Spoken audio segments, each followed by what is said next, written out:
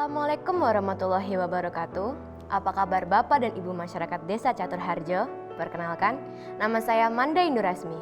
Dalam rangka kegiatan pengabdian masyarakat jurusan manajemen Fakultas Bisnis dan Ekonomika Universitas Islam Indonesia tahun 2020, dalam video ini kita mencoba merespon dan menjawab pertanyaan-pertanyaan yang telah Bapak dan Ibu kirimkan kepada kami mengenai topik penerapan social entrepreneurship bagi BUMDes yang akan disampaikan oleh Bapak Baziedi Aditya Darmawan, Ibu Tri Lestari Wahyuning Utami, dan Ibu Desi Isfiana Dewi. Baik Bapak dan Ibu sekalian, selamat menyaksikan. Assalamualaikum warahmatullahi wabarakatuh. Selamat datang dalam program pengabdian masyarakat jurusan manajemen Fakultas Bisnis dan Ekonomika Universitas Islam Indonesia. Kali ini kami akan membawakan topik tentang penerapan kewirausahaan sosial dalam BUMDes Catur Harjo.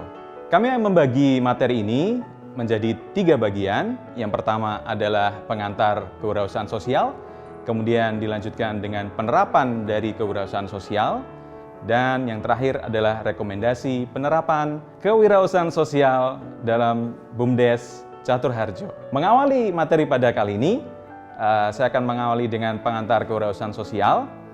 Kewirausahaan sosial telah menjadi fenomena yang menarik di dalam dunia bisnis. Sejak abad ke-20, fenomena ini berkembang di seluruh dunia dan berkontribusi dalam mengatasi masalah-masalah sosial, khususnya pada peningkatan kesejahteraan bagi kaum miskin. Pelaku kewirausahaan sosial secara global kemudian bergerak untuk mengatasi masalah-masalah sosial yang terjadi di masyarakat dan menciptakan solusi inovatif yang berkontribusi pada kesejahteraan, pendidikan, kesehatan, pengembangan masyarakat, dan tentu saja lingkungan. Tidak terdapat satu definisi yang mutlak untuk mengartikan kewirausahaan sosial. Meski demikian, banyak literatur yang mendefinisikan kewirausahaan sosial sebagai proses yang mengacu pada penciptaan nilai sosial yang dihasilkan melalui keterlibatan masyarakat secara luas dalam melakukan inovasi sosial yang memiliki nilai ekonomi. Definisi ini didasari pada 4 kriteria, yakni nilai sosial, keterlibatan masyarakat, inovasi sosial, dan aktivitas ekonomi.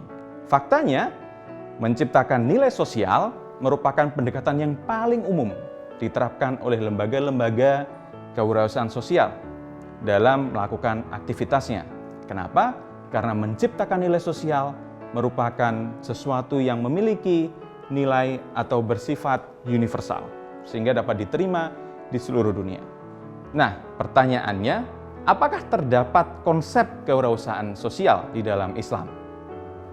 Seperti yang kita ketahui, Islam mengajarkan setiap manusia untuk peduli dengan sesama, khususnya pada orang-orang yang kurang mampu. Dalam Islam, manusia merupakan khalifah Allah yang punya kewajiban untuk menciptakan kemakmuran dan kebermanfaatan di muka bumi. Dalam konteks ekonomi, maka peran manusia sebagai khalifah adalah untuk menciptakan kesejahteraan ekonomi secara bersama-sama. Sehingga sebagai manusia, kita dituntut tidak hanya untuk mencari keuntungan pribadi atau kepentingan diri sendiri, tetapi juga untuk kebaikan bersama, sehingga akan mendorong kemandirian dalam bermasyarakat. Nah, kewirausahaan sosial dalam Islam ini menekankan pada pentingnya motif sosial di atas motif keuntungan. Jadi setiap kegiatan ekonomi akan berkaitan dengan kemakmuran sebagai motif keuntungan, namun demikian harus diimbangi dengan manfaat yang akan diperoleh oleh orang lain. Yakni kita sebut dengan motif sosial. Berikutnya ada 3 pilar utama dalam praktek kewirausahaan sosial di dalam Islam. Yang pertama adalah komitmen fardu kifayah. Jadi kita harus memahami bahwa kewirausahaan sosial merupakan tanggung jawab bersama. Tanggung jawab bersama dalam masyarakat untuk menciptakan kesejahteraan sosial dengan penuh kesadaran. Dan kepedulian terhadap sesama tersebut merupakan motif intrinsik yang dilandasi pada religiusitas. Dalam konteks ini, maka motif sosial harus di atas motif keuntungan. Kemudian yang kedua adalah model ziswaf atau zakat, infak, sodakoh, dan wakaf.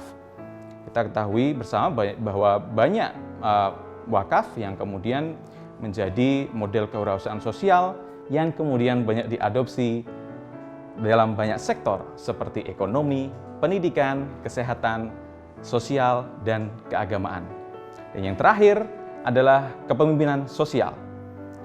Seringkali mekanisme pasar dan kebijakan pemerintah mengalami kegagalan dalam mengatasi berbagai permasalahan masyarakat, sehingga dibutuhkan kepemimpinan sosial yang kemudian fokus pada penciptaan nilai bersama untuk mengatasi kegagalan mekanisme pasar dan kurangnya efektivitas dari kebijakan pemerintah untuk mengatasi masalah-masalah sosial tersebut. Sehingga kewirausahaan sosial sebagai kombinasi dari sumber daya yang difokuskan untuk menggali peluang, untuk menciptakan nilai sosial, dan sekaligus untuk menangani permasalahan-permasalahan sosial tersebut. Dan pada akhirnya, khairun nas anfa'uhum linnas. Sebaik-baik manusia adalah yang paling bermanfaat bagi manusia lainnya. Setelah penjelasan tentang kewirausahaan sosial itu apa, saya akan menjelaskan tentang praktek-praktek kewirausahaan sosial terinspirasi dari Muhammad Yunus yang mendirikan Garmin Bank pada tahun 1976. Beberapa orang akhirnya mendirikan organisasi yang mendukung kewirausahaan sosial. Salah satunya adalah We2Me. Ini merupakan salah satu usaha sosial yang masuk dalam kategori usaha sosial yang inovatif ya di Forbes. Di sini We2Me memiliki 3 program, yaitu We School, We Village, sama Wellbeing. Fokus dari program We School adalah memberikan pengalaman kepada siswanya terhadap masalah-masalah global. Nah, nantinya siswanya ini bisa menjadi agen perubahan di lingkungannya sendiri. Selanjutnya, untuk We Village itu merupakan suatu program kolaborasi dengan masyarakat yang ada di dunia ya, levelnya sudah level dunia untuk We2Me ini, yang dimana nanti tujuannya ada pemberdayaan masyarakat, yang dari masyarakat ya untuk masyarakat itu, sistemnya ada kemitraan di situ. Kemudian ada We Wellbeing, itu lebih kolaborasi yang memfokuskan pada kesehatan mental. Selain We2Me juga ada organisasi sosial lain yang fokus di usaha sosial, salah satunya Babagona. Babagona ini fokus pada pertanian yang sebenarnya arti dari Babagona sendiri adalah petani yang hebat. Ini salah satu dari bahasa di Nigeria. Fokus Babagona tujuannya adalah mendukung petani-petani melalui keuangan, melalui pemberdayaan bagaimana nanti hasil taninya bisa lebih meningkat. Selain itu, Babagona juga memberikan pelatihan kepada pemuda-pemuda yang nantinya diharapkan berkontribusi khususnya di bidang pertanian. Di sini memang fokus dari Babagona sendiri pada pertanian. Melalui pelatihan-pelatihan kaum muda, Babagona berhasil untuk mengurangi pengangguran di sana. Selain itu, di dalam negeri sendiri ada yang namanya Yayasan Cinta Anak Bangsa. Nah, yayasan ini sebenarnya NGO. Yayasan Cinta Anak Bangsa ini fokus pada program-program pendidikan dan juga program-program keuangan, bantuan kredit. Fokus dari Yayasan Anak Bangsa di sini untuk program pendidikannya adalah menyasar kepada pemuda-pemuda yang memang agak kesulitan untuk nantinya mendapatkan pekerjaan. Jadi mereka dilatih, lalu diberikan edukasi bagaimana ya mereka nantinya mendirikan usaha. Jadi pelatihannya ini juga khusus tergantung dari minatnya mereka juga gitu. Selanjutnya program kedua mereka adalah bantuan keuangan mikro. Nah, di bantuan keuangan ini Yayasan Cinta Anak Bangsa juga membantu UMKM yang sudah berjalan. Jadi harapannya bantuan mikro ini nantinya UMKM bisa sustain. Itu yang dilakukan oleh Yayasan Cinta Anak Bangsa yang nanti harapannya mereka itu bisa memberikan kontribusi sosial meskipun tidak pada satu masyarakat tertentu, tapi khususnya di Indonesia. Selanjutnya untuk kategori lokal sendiri, sebenarnya di sini pelaksanaan usaha sosial tidak hanya berfokus pada NGO yang mereka kelasnya pada dunia ataupun pada negara atau Indonesia. Usaha sosial juga merambah sekarang ke desa, salah satunya dengan pemberdayaan BUMDes. Contoh BUMDes yang cukup sukses untuk menerapkan usaha sosial adalah BUMDes Daring Langgeran dengan beberapa programnya. BUMDes di sini punya programnya, ada program pariwisata yaitu yang merujuk pada potensi desa mereka yang memiliki gunung api purba. Kemudian mereka juga punya program simpan pinjam, di mana simpan pinjam di sini juga mendukung UMKM. Di sisi lain, BUMDes di sini juga punya toko. Toko di sini fungsinya untuk mendukung perekonomian yang ada di dalam desa tersebut. Kalau boleh disederhanakan agar uangnya tidak keluar. Istilahnya apa yang ada di dalam masyarakat nanti untuk masyarakat kembali lagi seperti itu. Jadi toko ini bermanfaat untuk perputarannya.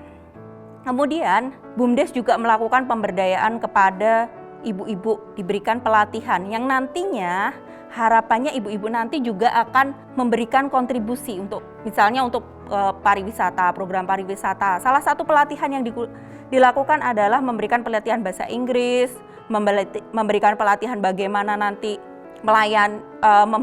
membuat pelayanan untuk homestay-nya gitu.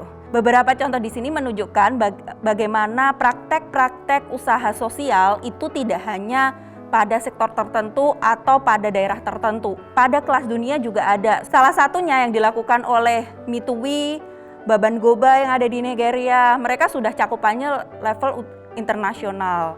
Selain itu, ternyata pada level Indonesia pun ada Yayasan Cinta Anak Bangsa dan selanjutnya juga ada di level desa juga ada BUMDes.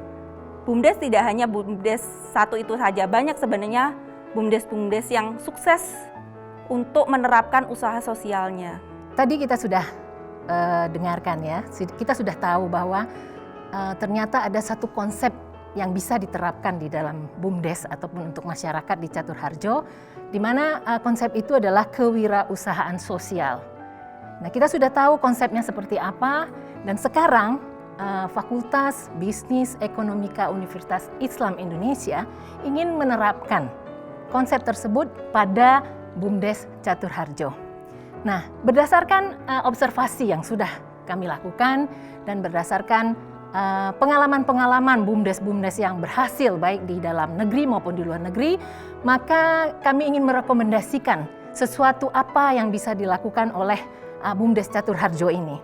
Nah, sebelum memberikan rekomendasi, kami juga ingin menyampaikan, ya, berdasarkan observasi kami menemukan apa kendala-kendala BUMDes Catur Harjo sampai dengan hari ini. 3 kendala utama yang bisa kita jadikan awal untuk memberikan rekomendasi untuk BUMDes, yaitu kendala pertama adalah ada usaha yang tidak jalan. Nah, sekarang usaha yang tidak jalan itu apa contohnya? Kita lihat di Catur Harjo berdasarkan observasi yang dilakukan, itu adalah seperti contoh usaha catering. Kemudian ada juga kendala lainnya. Kendala lainnya adalah usaha ditolak masyarakat. Apa contohnya yang terjadi di Catur Harjo adalah bank sampah. Mengapa hal ini terjadi? Karena usaha yang dibangun dan didirikan itu tidak sesuai dengan kebutuhan masyarakat. Ya, kenapa? Karena ada potensi desa yang tidak terserap. Jadi kalau kita ingin menyesuaikan usaha yang didirikan itu sesuai dengan kebutuhan masyarakat, itu artinya harus menyerap potensi desa. Nah, kemudian apa rekomendasi penerapan kewirausahaan yang bisa diberikan oleh Fakultas Bisnis dan Ekonomika Universitas Islam Indonesia? Kita kembali ke konsep awal tadi, yaitu konsep kewirausahaan sosial. Kita lihat kewirausahaan sosial itu adalah timbul dari satu pertanyaan, yaitu bagaimana mengelola potensi desa untuk kesejahteraan masyarakat dengan menggerakkan ekonomi dan akhirnya akan memberikan kemakmuran dan kesejahteraan kepada masyarakat. Nah, itu konsep kewirausahaan yang ingin kami terapkan di dalam BUMDes Catur Harjo ini, yang manfaatnya akan diberikan kepada masyarakat Catur Harjo. Nah, sekarang untuk menjawab pertanyaan tadi, kita perlu melihat dua hal penting. Yang pertama adalah potensi desa. Potensi desa ini berarti kita akan menggali dan memanfaatkan potensi desa yang ada. Berdasarkan observasi sudah beberapa potensi desa yang bisa kami identifikasi, ya, dan ternyata memang tidak sesuai dengan kendala bisnis tadi, kendala-kendala yang muncul, ya. Potensi yang ada misalnya, ya, adanya industri pengolahan kedelai, kemudian adanya industri pengolahan berbahan kelapa, kemudian juga ada industri kerajinan daun pandan. Kemudian juga ada potensi lainnya, yaitu batu kapur. Nah, itu adalah satu potensi desa yang bisa digali dan dimanfaatkan untuk menumbuhkan jiwa kewirausahaan sosial di dalam BUMDes Catur Harjo ini, atau untuk kepentingan dan kemaslahatan masyarakat Catur Harjo. Kemudian apa lagi yang harus diperhatikan? Kesejahteraan masyarakat. Bagaimana kita menimbulkan kesejahteraan masyarakat ini melalui kewirausahaan sosial, yaitu pemberdayaan masyarakat untuk meningkatkan perekonomian dan standar hidup. Jadi sebetulnya perekonomian dan standar hidup masyarakat itu dibangun oleh pemberdayaan masyarakat sendiri. Nah, kemudian dengan adanya kewirausahaan sosial yang ditawarkan ini, apa yang harus dilakukan oleh BUMDes Catur Harjo? BUMDes Catur Harjo harus siap melakukan ekstensi perannya. Jadi tidak bertahan pada peran yang sudah ada, tapi harus membangun peran baru. Apa peran barunya? Yaitu yang pertama, menerapkan kewirausahaan sosial itu sendiri di dalam BUMDes Catur Harjo untuk kepentingan masyarakat. Kemudian ekstensi peran berikutnya adalah menumbuhkan pembiayaan mikro. Bagaimana pembiayaan mikro ini? Tadi kita lihat ada contoh bagaimana membangun usaha melalui simpan pinjam. Tapi di sini kami merasa bahwa simpan pinjam tidak efektif untuk BUMDes Catur Harjo. Melihat kondisi masyarakat. Kalau simpan pinjam berarti mereka simpan dulu baru pinjam. Nah, di sini kendalanya adalah untuk simpan tidak ada pemikiran, ya, sehingga yang ditawarkan adalah pembiayaan mikro. Dari mana pembiayaan mikro ini? Pembiayaan mikro ini konsepnya sama seperti yang diperkenalkan sebelumnya, yaitu konsep yang diterapkan oleh Grameen Bank, yaitu memberikan pinjaman kepada masyarakat yang berkelompok, tidak bisa individu, berkelompok, dan akan ditanggung oleh kelompok sendiri untuk pengembaliannya. Nah, bagaimana BUMDes Catur Harjo menerapkan pembiayaan mikro ini? BUMDes Catur Harjo punya dana desa yang bisa digunakan. Nah, sisihkanlah dana tersebut untuk digunakan sebagai pembiayaan mikro. Berarti BUMDes nanti akan berperan seperti bank. Namun bank yang betul-betul memberi pinjaman tanpa bunga. Ya, tanpa bunga, jadi apa yang dipinjam itulah yang dikembalikan dengan periode yang sudah ditetapkan bersama. Jika BUMDes memutuskan untuk menggulirkan pembiayaan mikro, berarti itu tidak bisa dilepas sendiri. Harus ada pendampingan. Karena pendampingan inilah yang menjamin bahwa program ini akan jalan. Pinjaman itu akan sampai dan bergulir kepada masyarakat. Masyarakat menggunakannya untuk kemaslahatan masyarakat, tercapai kesejahteraan masyarakat, dan kembali kepada BUMDes sebagai pengembalian pinjaman. Nah, itu pendampingan. Pendampingan ini bisa dilakukan oleh aparat BUMDes sendiri atau oleh pihak-pihak yang memang mempunyai kompetensi untuk mendampingi penggunaan pembiayaan mikro. Yang keempat adalah pelatihan. Tanpa pelatihan, semua akan berhenti sampai di situ. Pelatihan ini adalah mengupgrade pengetahuan, kemampuan, skill, dan lain sebagainya, baik dari aparat BUMDes sendiri maupun masyarakat. Sehingga mereka tahu bagaimana menarik kesimpulan bahwa potensi desa yang bisa digunakan adalah seperti ini. Kemudian bagaimana memproduksi yang baik, bagaimana memproduksi yang menghasilkan, itu melalui pelatihan. Nah, pelatihan ini bisa dilakukan dengan kerjasama dengan lembaga-lembaga yang terkait. Sekarang apa kebutuhannya? Sesuaikan kebutuhan tersebut dan kerjasama dengan lembaga yang terkait sehingga tersalurkan pengetahuannya, dan masyarakat yang sudah mendapatkan pembiayaan mikro bisa menggunakan dana tersebut betul-betul untuk keperluan memajukan dan memakmurkan kesejahteraan masyarakat. Berdasarkan ekstensi peran BUMDes Catur Harjo bisa direkomendasikan. Kita lihat ada dua pihak di sini. Ada pihak BUMDes dan ada pihak masyarakat. BUMDes sebagai pihak yang melaksanakan kewirausahaan sosial, BUMDes sebagai lembaga yang menyediakan pembiayaan mikro, dan kemudian masyarakat sebagai konsumen yang memberdayakan atau yang menggunakan apa yang ditawarkan oleh BUMDes sendiri.